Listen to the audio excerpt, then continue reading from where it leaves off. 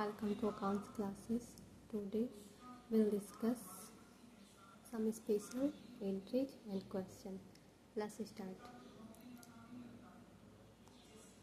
Topic है opening entry. Every firm starts its new books in the beginning of each year. प्रत्येक साल हर firm अपनी new books start करता है. Since the closing balances of last year have to be carried forward to the next year, means चूँकि last year का closing balance next year के लिए आगे बढ़ाया जाना होता है. The first entry each year's journal will be to record the previous closing balances of all the assets and liabilities. Means the first entry in each year's प्रत्येक साल का जर्नल will be रिकॉर्ड किया जाएगा the previous closing balances. previous closing balances assets और liability का. As it is the first entry, it is called the opening entry. इसलिए इसे opening entry कहा जाता है. In this entry, the account of all assets are debited. इस entry में assets सारे एसेट्स को डेबिट किया जाता है. Because assets always show debit balances. Assets हमेशा डेबिट बैलेंस शो करता है. And the accounts of liabilities and capital R credited because liabilities और कैपिटल क्रेडिट बैलेंस शो करता है because they always show credit balances. If the balance of the capital account is not given in the question, capital account का balance question में नहीं दिया जाता है, नहीं दिया गया हो, it will be found out by deducting the total of liabilities from the total of assets. अगर क्वेश्चन में कैपिटल अकाउंट का बैलेंस नहीं दिया जाएगा तो टोटल लायबिलिटीज में से टोटल एसेट्स को माइनस करके डिडक्ट करके हम लोग कैपिटल अकाउंट को निकालेंगे. On the contrary, if the total of liabilities exceeds the total of assets, अगर टोटल लायबिलिटीज टोटल एसेट्स से अधिक होगा, the difference will be treated as the amount of goodwill. तो उस डिफरेंस अमाउंट को हम लोग ट्रीट करेंगे goodwill account. And the same will be debited in the opening entry और opening entry में डेबिट होगा. For example, the following balances appeared in the books of Gopal on 1st April 2020. Assets में cash 8,000, bank 20,000, stock 54,000, debtors में 47,000, अशोक, पवन, विवेक तीनों को include कर 47,000, machinery 60,000. Liabilities में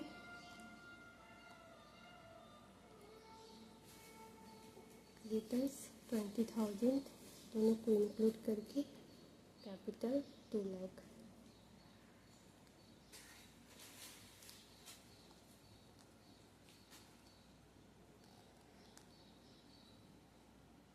The opening entry will be 2020 अप्रैल 1. सारे एसेट्स को डेबिट करना है. हम लोगों ने सारे एसेट्स को यहाँ डेबिट किया है. Cash account, bank account 8,000, 20,000, stock account 54,000, Ashok, Pavan, Vivek, debtor तीनों डेटर को 12,000, 15,000, 20,000, मशीनरी 60,000, क्रेडिटर लायबिलिटी को यहाँ क्रेडिट करना है। इन लोग का 2 क्रेडिटर है, Chamanlal Ompal 7,000 13,000 to capital account 2 lakh. और हम लोग का बैलेंस शीट फिगर यहाँ गुडविल में लिखा जाएगा 31,000। Assets and liabilities brought forward. Next देखते हैं bank debts. When the goods are sold to a customer on credit and if the amount becomes irrecoverable due to its insolvency or for some other reason, the amount not recovered is called bad debts. जब माल बेचा जाता है एक customer को उधार पर और if the amount becomes irrecoverable due to its insolvency or for some other reason, amount जो है वो प्राप्त नहीं हो पाता है उसके इंसॉल्वेंसी से या फिर कुछ अदर रीजन से, the amount not recovered it's called bad debts. जो अमाउंट नहीं रिकॉर्ड हो पाता है उसे हम लोग बैड डेब्ट्स कहते हैं। For recording date bad debts account is debited. Bad debts को डेबिट करते हैं and the customer's account is credited, और कस्टमर के अकाउंट को क्रेडिट किया जाता है। फॉर एग्जाम्पल,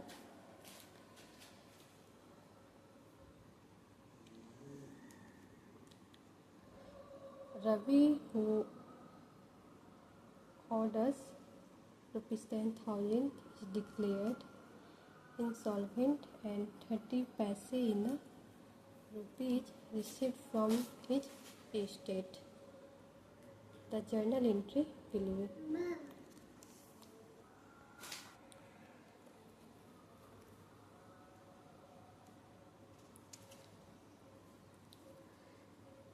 30 पैसे है, इसको 100 से मल्टीप्लाई करेंगे तो 3,000 हो जाएगा। इसका एंट्री होगा cash account debit, bad debts account debit. Bad debts को डेबिट करते हैं टू रवि अकाउंट 7,000, 30 पैसे in the rupee received from Ravi on his insolvency. Ravi की इंसॉल्वेंसी पर 30 पैसे इन रूपी जो है रिसीव किया गया 3,000 और बैड डेब्ट 7,000। नेक्स्ट देखते हैं सम स्पेशल एंट्रीज। पहला है bad debts recovered. Sometimes it so happens that the bad debts previously return off are subsequently recovered. In such cases the following entry is passed. Means कभी कभी ऐसा होता है कि bad debts previously return off और subsequently recovered, जो कि पहले प्राप्त नहीं होता है वो बाद में रिकवर कर लिया जाता है। ऐसे केस में the following entry is passed cash account to bad debts recovered. Care should be taken that the personal account of the debtor, debtor का personal account should not be credited, वो credit नहीं होना चाहिए। Because the debtor's account must have been credited, debtor's account credit होना चाहिए while passing the entry for bad debts, bad debts का entry pass करते समय। नेक्स्ट है outstanding expenses. It is quite common for a business enterprise to be left with some expenses which are yet to be paid at the end of the accounting year due to one reason or the other. यह common है पूरा business enterprise के लिए to be left with some expenses which are yet to be paid. Expenses को छोड़ना जो कि अभी पे करना है at the end of accounting year के अंत में, ड्यू टू वन रीजन और the other, such expenses are termed as outstanding expenses. These are the expenses which should have been paid during the current year, जिसे कि current year में पे करना है, but which have not been paid, जो कि paid नहीं किया गया है. For example, if an employee is paid salary ₹1,000 per month, and if during the year only 11 months salary amounting to ₹11,000 has been paid to him, 11,000 he salary पे किया गया है. 1,000 for 1 month will be the outstanding salary, जो कि 1,000 उसे पे करना है वह हम लोग के लिए आउटस्टैंडिंग हो जाएगा. The entry will be salary account to outstanding को क्रेडिट किया जाता है. 1,000 outstanding salary is a liability, यह एक लायबिलिटी है. It has been credited because it is a representative personal account. यह पर्सनल अकाउंट को रिप्रेजेंटेटिव करता है.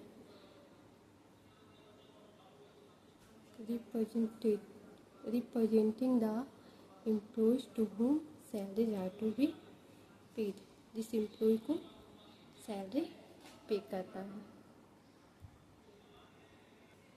नेक्स्ट है prepaid expenses. These are certain expenses which are related to the next year but have been paid during the current year in advance. यह एक certain expense है which are related to the next year, जो कि next year से संबंधित है, but have been paid during the current year in advance, जिससे कि करेंट ईयर में ही एडवांस में पेड कर दिया जाता है. These are called prepaid expenses. The benefit of such expenses will be received during the next accounting year, जिसका benefit हमें नेक्स्ट अकाउंटिंग ईयर में प्राप्त हो जाता है. For example, insurance premium amounting 1,200. The benefit of such expenses will be receive during the next accounting year. Example है, insurance premium amounting 1,200 is paid on 1 July 2019. Insurance premium का जो amount है इसे पेड करना है 1 जुलाई 2019 को for 1 year, 1 साल के लिए. Entry on 1 July 2019 will be made as under insurance premium account to cash account 1,200.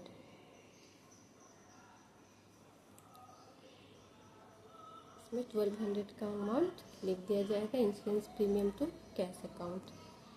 When the books will be closed on 31st March 2020, insurance premium for 3 months from 1st April 2020 to 30 June 2020 will be treated as prepaid insurance. 3 महीना का advance में payment कर लिया गया है 1 अप्रैल to 2020 to 30 जून 2020. इसे हम लोग प्रीपेड इंश्योरेंस एडवांस मानेंगे. And the following entry will be passed for it on 31st March 2020. Prepaid insurance account to insurance premium account 300 से 3 महीना का एडवांस में पे कर दिया गया है, इसलिए इसका entry prepaid insurance account to insurance premium किया जाएगा. Prepaid insurance account is an asset, यह एक एसेट है. It has been debited because it is a representative personal account. यह पर्सनल अकाउंट को रिप्रेजेंटेटिव करता है and represents those person to whom payment has been made in advance, और payment जिसे advance में किया गया है उसे पर्सन को प्रेजेंट करता है. नेक्स्ट है डिप्रिसिएशन.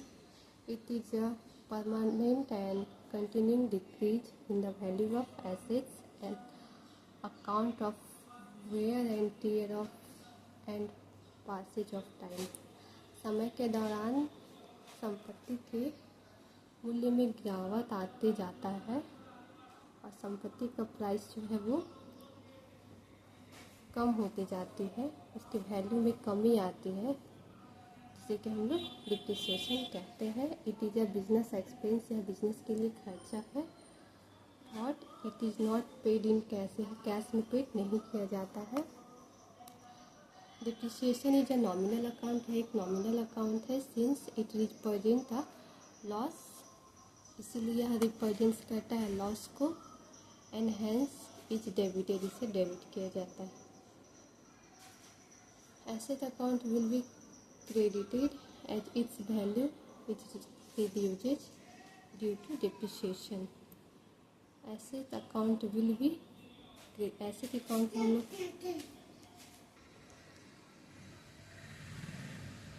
asset account को क्रेडिट करते हैं। asset account will be credited as its value, इसका वैल्यू जो है वो कम हो जाता है due to depreciation. Journal entry will be depreciation account to asset account. Next है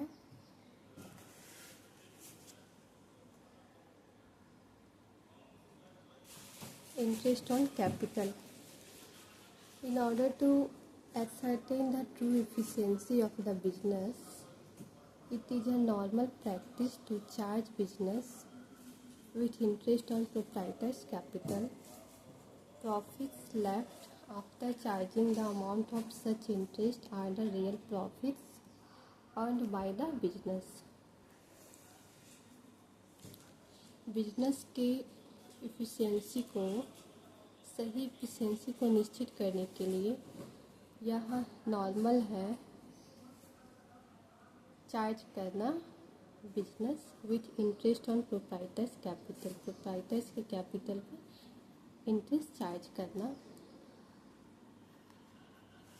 profit left after charging the amount of such interest are the real profits.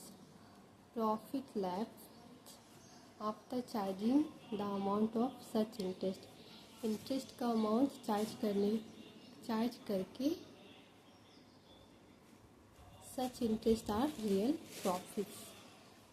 तो जो ऐसा इंटरेस्ट होता है वो हम लोग का रियल प्रॉफिट्स होता है, जो कि अर्न किया जाता है by the business. Such interest is a loss, यह एक लॉस है बिजनेस के लिए from the point of view of the business, and therefore according to the rule of nominal account, interest को हम लोग, इंटरेस्ट अकाउंट इज डेबिटेड, इसके account को डेबिट किया जाता है in the journal entry. Journal entry में the amount of such interest is a gain from the point of view of the proprietor, proprietor की पॉइंट ऑफ व्यू से यह एक इंटरेस्ट लाभ है। कैपिटल इज इंक्रीज, इसका कैपिटल बढ़ जाता है by the amount of interest, interest के अमाउंट से, and therefore the capital account is credited in the journal entry, और कैपिटल अकाउंट को क्रेडिट करते हैं जर्नल एंट्री में। लास्ट एंट्री है interest on drawings. If the firm allows interest on capital, it should also charge interest on drawings made by the proprietor. Firm allow करता है interest on capital, it should also charge, या charge होना भी चाहिए, interest on drawings made by the proprietor, जो कि proprietor के द्वारा चार्ज होता है। Such an interest is an expenses, यह इंटरेस्ट एक्सपेंसेस है फॉर द प्रोप्राइटर, प्रोप्राइटर के लिए, एंड गेन है बिजनेस के लिए। Hence an entry is made by debiting the drawing account, drawing account को डेबिट करेंगे, एंड क्रेडिटिंग इंटरेस्ट अकाउंट। एक क्वेश्चन देख लेते हैं इससे related. Pass journal entries for the following: received ₹20,000 from Subhas, which were written off as bad debts in the previous year. इसका journal entry देख लेते हैं। Cash account to bad debts recovered, Subhash से हम लोग कैश रिसीव किए हैं जो कि पहले का बाकी था, previously return of 20,000 cash account to bad debts recovered. Next transaction है salary due to clerks 50,000, salaries account to outstanding salaries account 50,000, salaries due to clerks जो कि कलर्स को देना था 50,000, तो आउटस्टैंडिंग को हम लोग क्रेडिट करते हैं salaries account to outstanding salaries account 50,000 से। नेक्स्ट है out of the rent paid this year 10,000 is related to next year, 10,000 advance में पेमेंट कर दिया गया है। थर्ड है prepaid rent account to rent account rent paid in advance 10,000। Next accounting year के लिए 10,000 एडवांस में पेमेंट कर दिया गया है, rent paid in advance. Next है provide 10% depreciation on furniture costing ₹50,000। Provide किया गया है 10% डेप्रिसिएशन ऑन फर्नीचर, फर्नीचर पे 10% का डेप्रिसिएशन, कॉस्टिंग है ₹50,000। इसका जर्नल एंट्री देख लेते हैं। Depreciation account to furniture account 50,000 पे 10% का डिप्रिसिएशन है, 5,000 depreciation provide on furniture. Next देख लेते हैं provide 12% interest on capital amounting to ₹10 lakh, 12% interest on capital amounting ₹10 lakh, 10 lakh पे 2% का इंटरेस्ट ऑन कैपिटल है। इसका जर्नल एंट्री देख लेते हैं। Interest on capital account to capital account, interest provide on capital, capital पे इंटरेस्ट प्रोवाइडेड किया गया है तो 120,000 हो जाएगा इसका amount. Interest on capital account to capital account को क्रेडिट करते हैं। लास्ट ट्रांजैक्शन देखते हैं charge interest on drawings account, drawings पे इंटरेस्ट चार्ज किया गया है 8,000 रुपये का। Drawings account to interest on drawings account 8,000 से इंटरेस्ट चार्ज ऑन ड्राइंग्स पे इंटरेस्ट चार्ज किया गया है। टोटल कर दिए 2,13,000। ओके, आज के लिए इतना ही, मिलते हैं नेक्स्ट वीडियो में। Okay, bye.